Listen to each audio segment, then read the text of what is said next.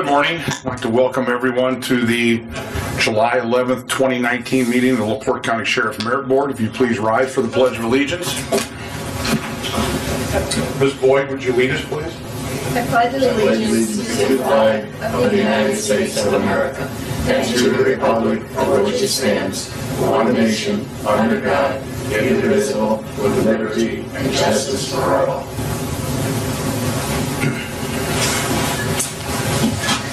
Thank you. Has the board members had an opportunity to review the minutes from last month's meeting? Are there any corrections?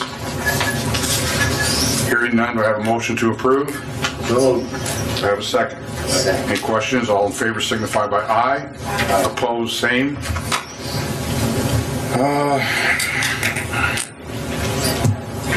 Heard some very disturbing news this morning that just east of us we had a canine that was killed in a line of duty.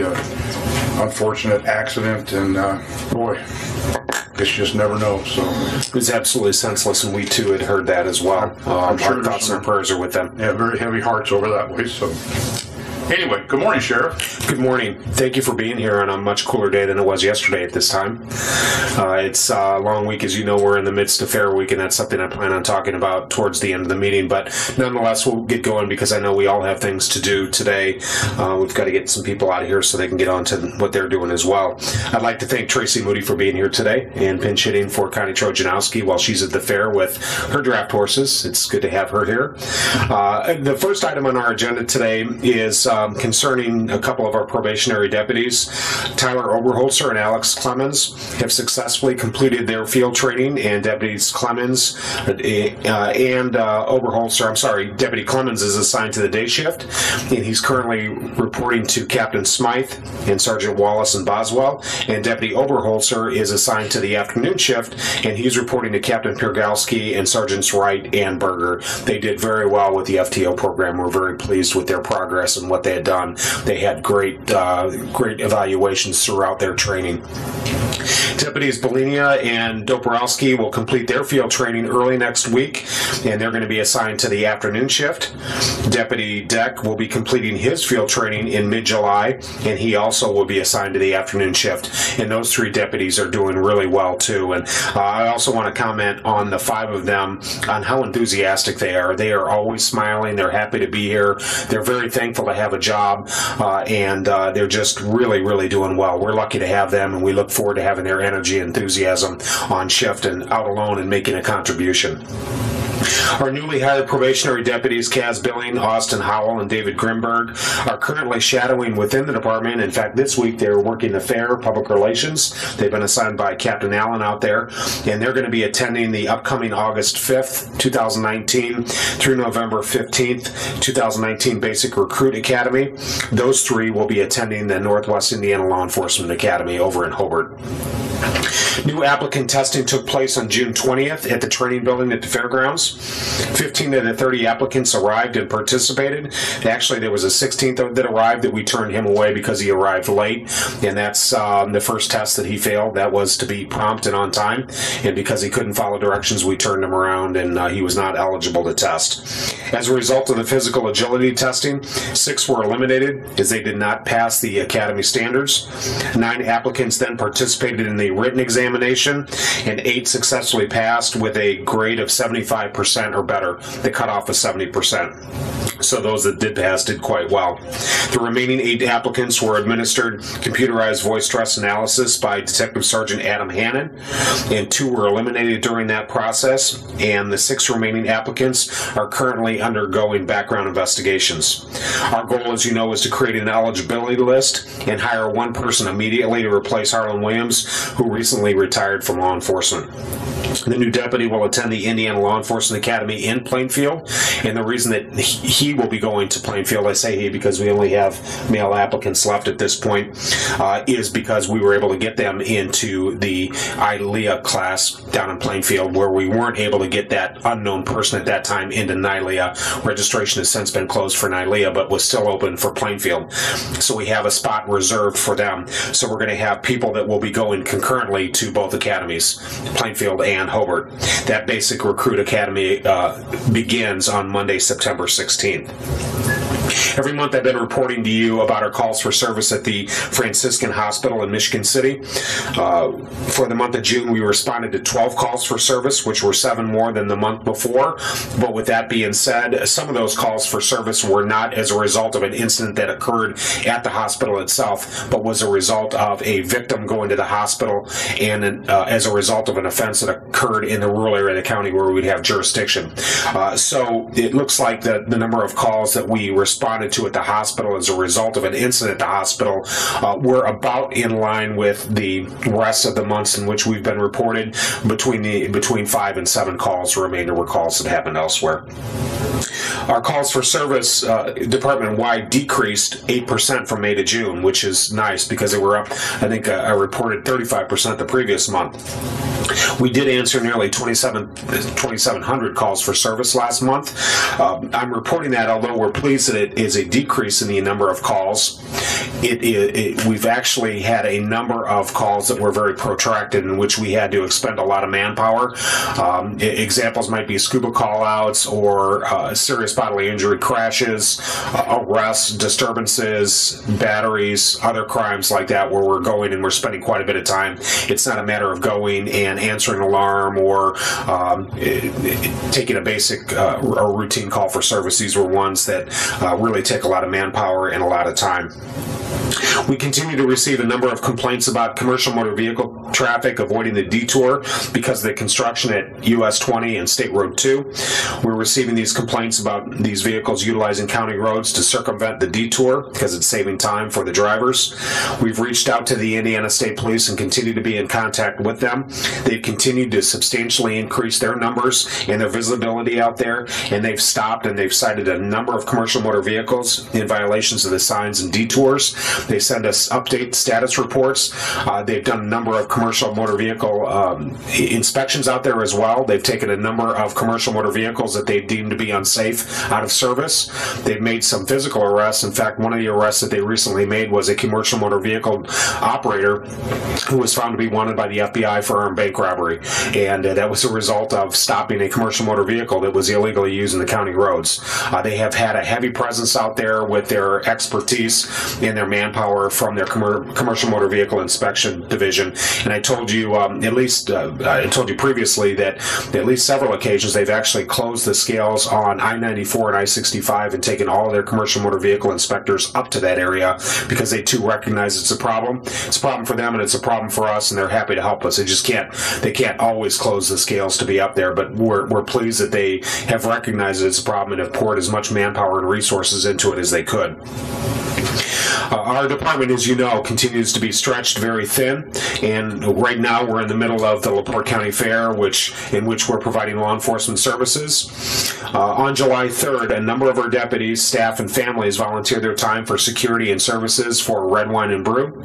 That new venue, which was at Stone Lake Beach in LaPorte, prior to this it had been at the fairgrounds in Pioneerland, created some challenges to our staff, and our staff did a remarkable job. We utilized manpower and resources from the Marine Patrol Unit because it had a whole different dynamic with the lake. There were a lot of boats on Stone Lake, and if you were out there, I think at one point between probably 9 and 11, you could have walked across Stone Lake from bow to bow to bow with the number of boats that were out there. It was really neat to see that many boats on LaPorte Lakes. Our mounted posse was involved, which was fantastic. They're a great public relations tool. Everybody loves horses. I saw a lot of photo opportunities, and our horses can go places very quickly, through crowds, move crowds, and into places that aren't easily accessible for us, and certainly not vehicles as well, even though we had ATVs out there. We had members of our jail staff, our detective bureau, and patrol that were out there as well as some civilian support staff that volunteered their time. I think we had 32 individuals that volunteered their time for Red Wine and Brew, which represented more than 200 hours that we volunteered for that program. But it's a worthy cause, and our staff did it because they wanted to, and because Bethany Lutheran is so good to us. And we know as a result of the Red Wine and Brew, we're probably going to realize maybe between $5,000 and $7,500 for our canine program, and they've been very instrumental in the purchase of our three most recently purchased canines, which prevented us from having to go to our county council and asking for them to give us taxpayer dollars. Our current donation account is at about $60,000, and we're really pleased with that. It's very, very solvent, and we have more and more that is coming in as a result of that. Lily Grace has recently had a lemonade stand in which she's donated money to the department. We have a little girl at the fair this year that has set up a lemonade stand, and she's donating a portion of her proceeds. That's from the Albanese ice cream and chocolate shop that's out at the fairgrounds. Their daughter has set up a lemonade stand. She's going to donate a portion of her proceeds for our canine program, and we're really honored for that. But I'd like to read the names of the individuals that volunteered their time, because they volunteered their time in a time where most of our staff really wants to be off. There are a couple of holidays a year where everybody covets that time off with their family to be able to relax and do what they want. Christmas would be one, Thanksgiving would be another, and the 4th of July is one as well. There were a lot of class reunions that some individuals missed. There was time with family that they missed, but they felt it important enough to come out and volunteer their time for the residents of LaPorte County and for Bethany Church. And first and foremost, I want to thank Captain Derek Allen, who was assigned the officer in charge, and that's something we assigned to him back in October of last year, because we knew Red Wine and Brew at a new venue just posed a lot of logistical issues with the water and the space out there. He did a Herculean effort, and we're very, very pleased with what you did and the way you brought all emergency services together and how you planned with the other emergency services and with the church as well. So thank you for what you did and organize this and create an atmosphere where people wanted to donate their time, and it was something that they wanted to do, not that they feel compelled to do. Whether it be 2 hours, whether it be 8 hours, whether it be 16 hours that they volunteered. Captain Allen was at the top of the heap. He donated a lot of time out there.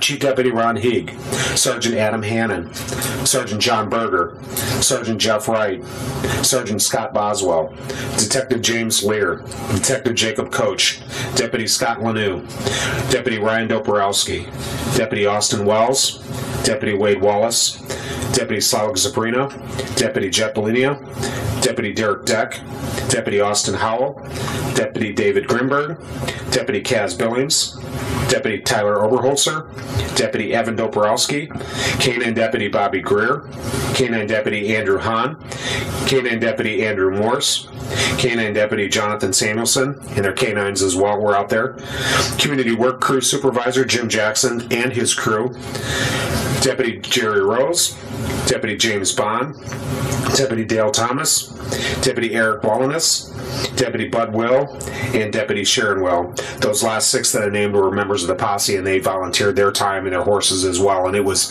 very, very hot out there. We were really concerned about our staff and making sure that they were plenty hydrated, and we had no major incidents out there whatsoever, and I think it was because we had a large presence. And our organization by far, other than Bethany Lutheran, had the largest group of individuals that were out there. We were very, very visible, and I'm really proud of that, even though it was in the city of LaPorte. But also, it was really beneficial for us. It's always beneficial when we can work an event like that with other emergency services, because it's almost like a training session, or maybe a precursor for an event in which all hands on deck and all these agencies come together. And it really was a pleasure working with these other agencies, the LaPorte Police Department, the LaPorte Fire Department, LaPorte County Emergency Medical Services, the Indiana Department of Natural Resources. We all came together for a common cause. Our communication was great. It was a chance for us to work with our communication system all on one platform, and everybody knew their job and their assignment, and we worked very complimentary of one another as well.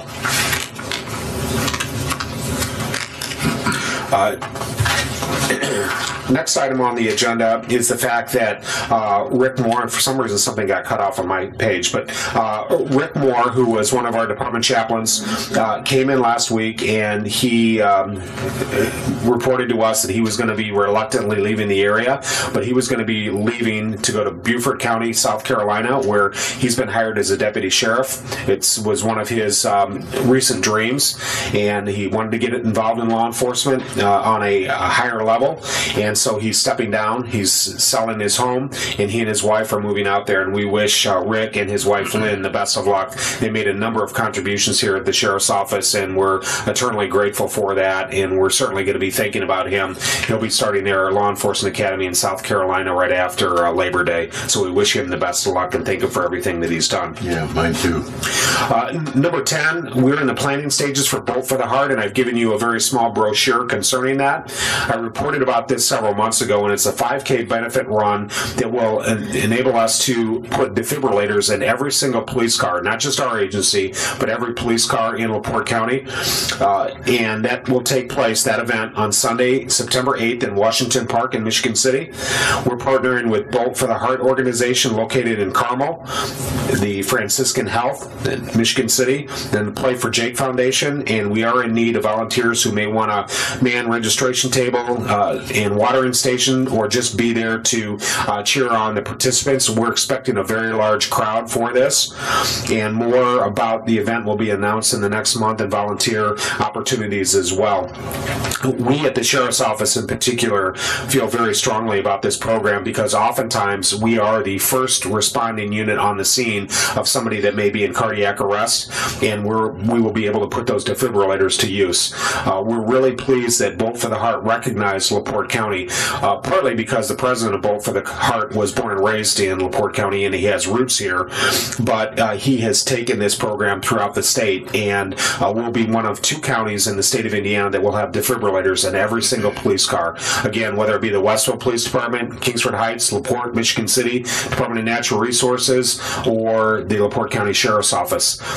Through this organization, every single trooper car in the state of Indiana has a defibrillator through Bolt for the Heart, and this will be at no cost for us whatsoever. These units cost about $2,300 a piece, and we're looking at doing future fundraisers and maybe growing this 5K to perhaps a 10K or a half marathon next year. And I think I told you before that this race will be a precursor for potentially the Chicago Marathon in years to come, like maybe a half marathon several weeks before, to get the runners in shape, because it's kind of a hilly course. And we think that it's going to be really successful. We'll be gaining money for recertifications and replacements for defibrillators down the road. We're really excited about this, and I'm looking forward to reporting more information to you. We have some more great news, and that's the fact that we have a recipient of the 2019 Neil Thompson Scholarship. And as you know, we awarded most of the recipients last month. And our recipient today joins Tyler Ben, Gabriel Chavez, Cedric McCoy, Riley Ott, and Catherine Doporowski as winners. As you know, our recipient today couldn't be here last month because she was out of state, but we're pleased to keep the memory of Neil Thompson alive by awarding this annual scholarship to Megan Boyd. Megan, if you could come forward, I'd like to present you with this scholarship and this check for $1,500. Oh, yeah. Congratulations for you. I think it's appropriate that I give you a hug. Thank you, sweetheart. I'm proud of you. If you'd like to address the Merit Commission. I just want to thank you all for honoring me with this scholarship. And I've heard a lot about Deputy Thompson from my dad and from the past police memorials, and I just feel really honored that I get a scholarship in his name, and I hope that I would make him proud. I graduated from New Prairie in June, and I will be going to Butler in August to study health sciences on the pre-physician's assistant track, and I hope to specialize in pediatric cardiology. So I just want to thank you all for this scholarship opportunity. Oh, very good. Thank you. She cleaned up pretty well because an hour ago she was cleaning pig stalls and horse stalls. She's participating in the LaPorte County Fair. She's a 10-year 4-H member, and this is her last fair. So thank you for taking the time to come in today, and we're very proud of you, and congratulations. I want to talk a couple things that did not make the agenda because it's somewhat new, but you're probably aware that LaPorte County government was hit with ransomware. I'm proud to say and relieved to say that the LaPorte County Sheriff's Office was spared from that because we have standalone servers here, and so we were not affected. We've been working very closely with our IT department in-house, and our IT department has been working closely with county government IT to ensure that we have no invasions and no infections. As of right now, knock on wood, we've been spared from this, but we've been taking a lot of precautions along the way, but we have a lot of mechanisms mechanisms in place that would prevent something like this from happening. It has happened before throughout the country. It's happened in the state of Indiana, but we continue to monitor this very closely to make sure that we're not affected by this. The 911 center has a standalone server as well. We partner with them, and we had secured, we had money within our budget several years ago to get these standalone servers for incidents like this. So we're glad that we were able to come up with the funding for that. I also want to talk a little bit about the fair. I talked about how taxed our staff is. The fair, as you can imagine, is very taxing as well on our staff. It was really, really hot out there and humid yesterday. We're watching our staff closely to make sure that they are rotated in and out so they can get plenty of relaxation and cool down, and they're plenty hydrated because they're walking around. It's hot, it's dusty, it's tough work out there. These individuals, while they are being paid, they are volunteering to be out there. We're not compelling them to be there. They are being paid, but it is very, very difficult on them, so we're watching them very closely. So far, so good. We haven't had any issues at the fair this year. We rarely do. When we do, we're proactive and we're right on it.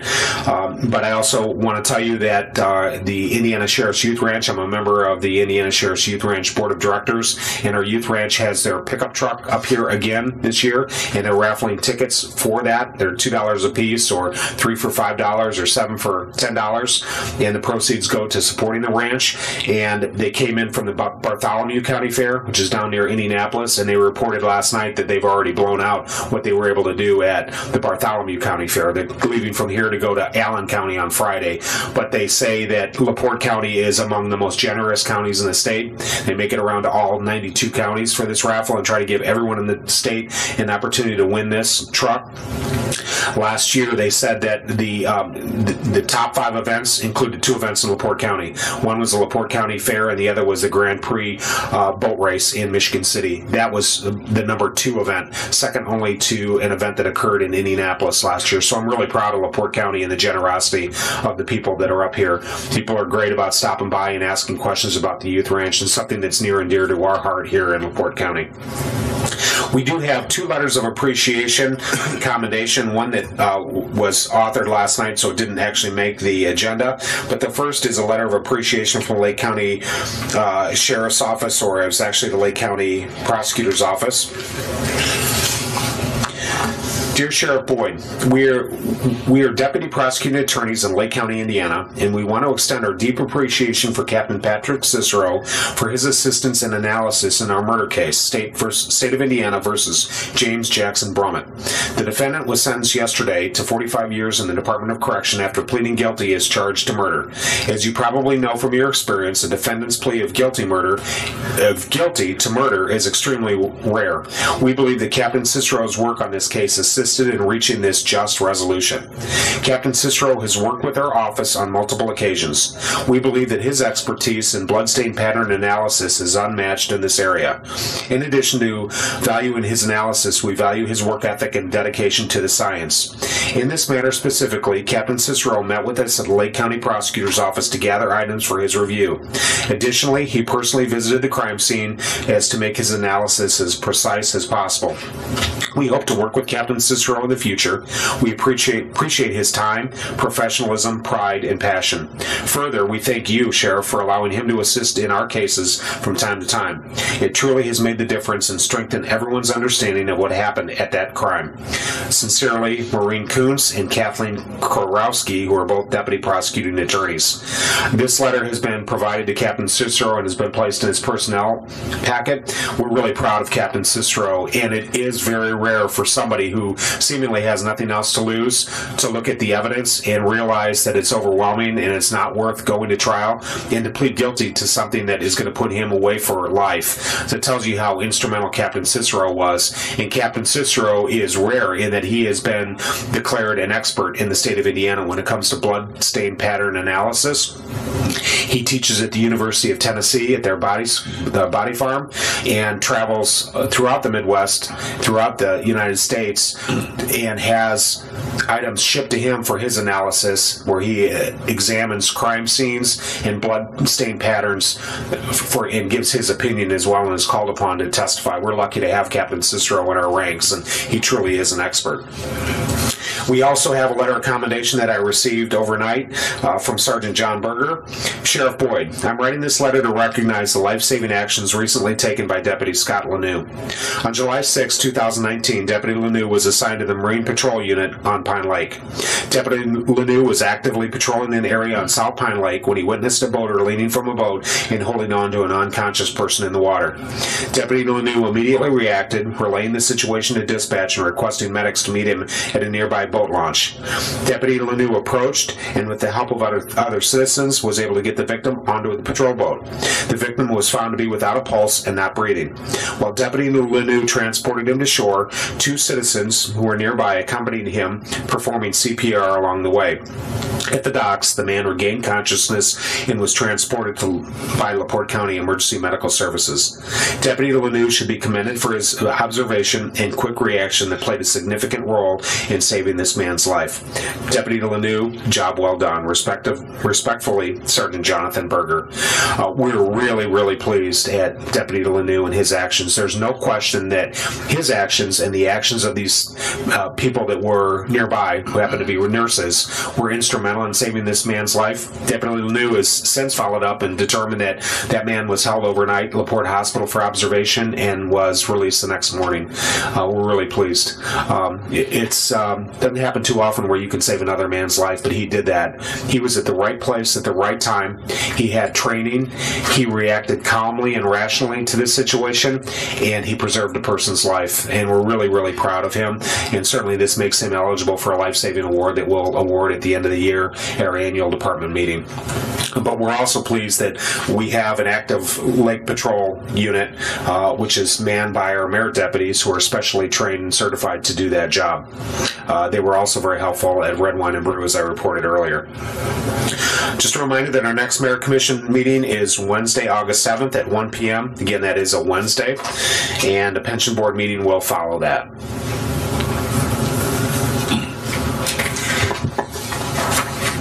Thank you, Sheriff. Are there any comments from the floor?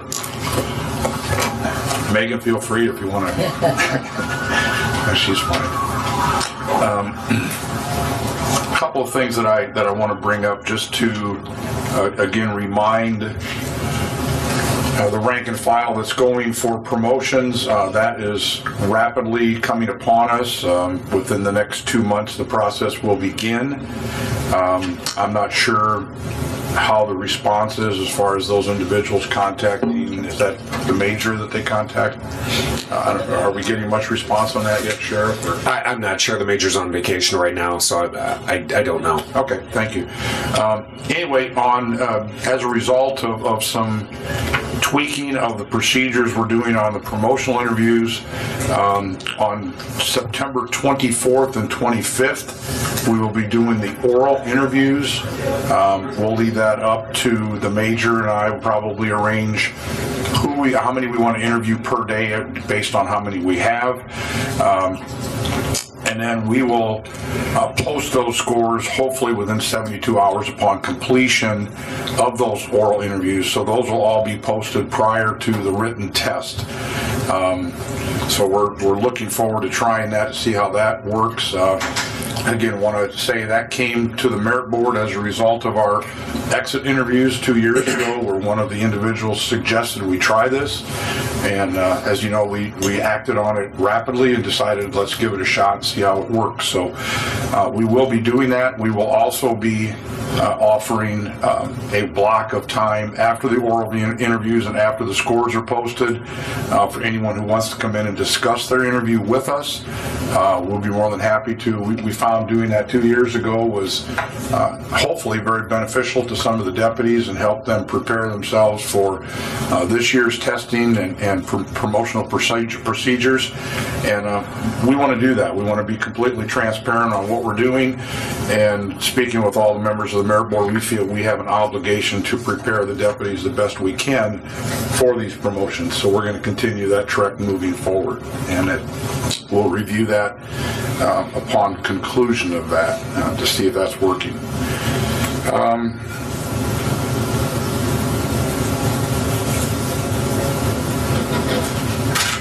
Sheriff, I know recently we've had some drownings up at Lake Michigan, at Washington Park. I believe we had one or two. One of the bodies still has not been recovered. Is our scuba team involved in that?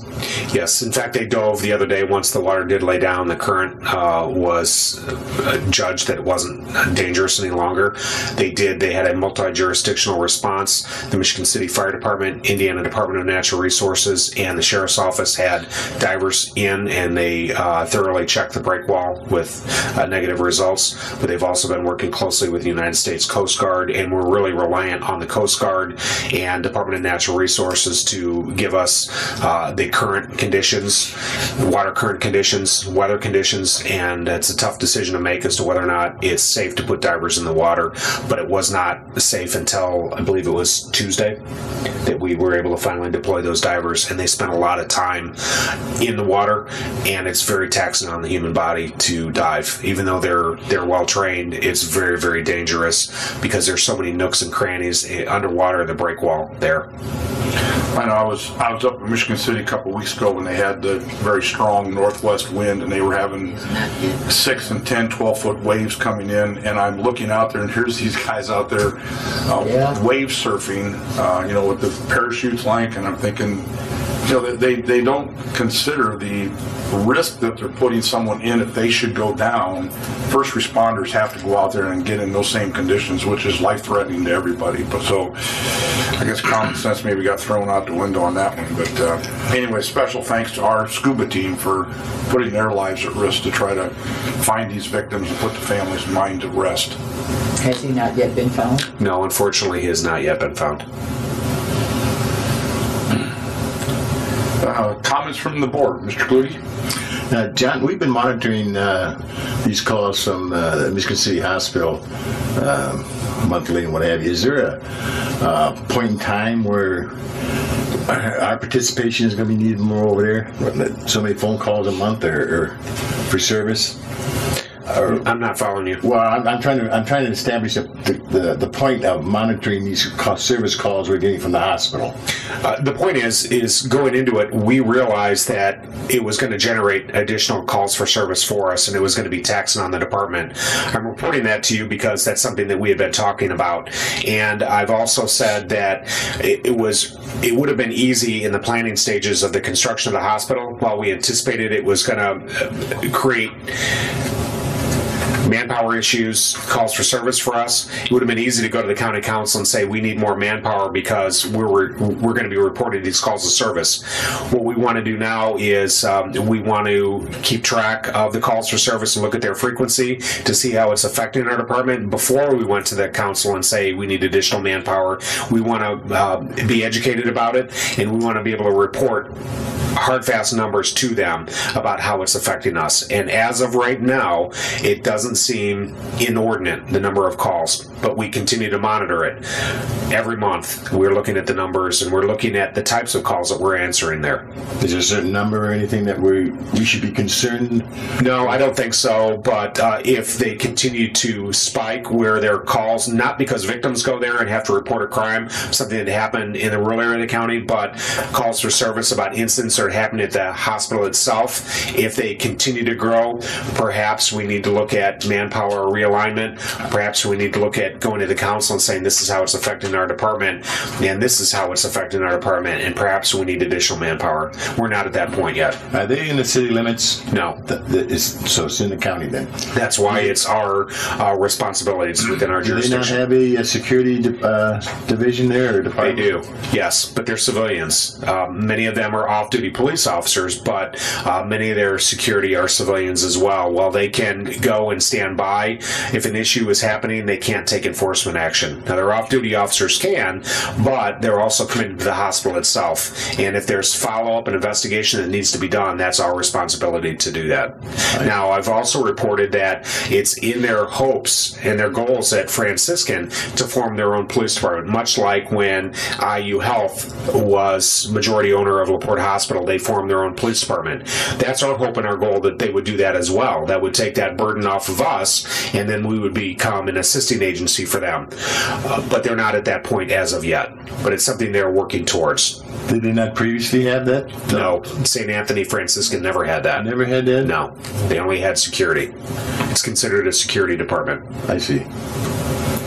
Okay. Ms. Mock? Mr. Wheatbrook? I have a couple questions. I'll bet you do. Yeah. With the Youth Ranch raffle tickets, do you have those with you today? No, I don't. However, if you were to come to the fair this afternoon, we could provide you with tickets. Okay, very good. Absolutely. And then I wanted to mention that Deputy Bobby Greer was a Grand Marshal in the 4th of July parade, the JC's parade. So it was exciting to see him. I was kind of hoping, though, the sign would mention that he was the world champion in whatever category he was, but it was exciting to see that. It was, yeah. So we're proud of him and happy for him. one last thing, and with the bolt for the heart, I know you said there'll be more information coming out, but I'm assuming if we go to the website, there's ways to donate? Absolutely, there is. Yep, you can register and donate online. Okay, very good. Thanks. That's all? That's it. I thought you had a comment about Mr. Wheatbrook. I'll do that. You mentioned the malware that hit the county. I want to say that by getting emails from your department, that your IT staff, both of them, were constantly sending out emails reminding everybody not to open attachments that they weren't certain of, and I think because of their diligence on that and competitiveness on that, it kind of kept everybody aware of what was going on. So that's always nice to know that they're on top of that. I too want to comment, Sheriff, on the staff that are out at fairgrounds. I think I say this every year, but wearing their vests and walking that, it's a tremendous burden on them to come out there. Getting paid is one thing, but the body still has a drain on that. But they look very professional when they're out there. They carry themselves professionally. They're very approachable. And I think that speaks volumes for service that the deputies provide out there for the people that are out there at the fair. Gives them a safe feeling. I know it does me when I see them out there. They don't ride, they walk. And that, to me, is huge. So thank you for them. And in closing, Megan, I want to thank you for being here. We have these meetings once a month, and I got to say this is probably one of the first times in the 10 plus years that I've been on the board that I've seen your dad actually glow from pride. So it's very obvious he's very proud of you, and so be it. I'm glad to see you chose a good university to go to get your degree, and good luck on that. Any other comments? Have a motion to adjourn? So, Have a motion to have a second? Second. Motion second, all in favor? Aye. Opposed? Meeting adjourned at 9:40 p.m. A.M. Thank you.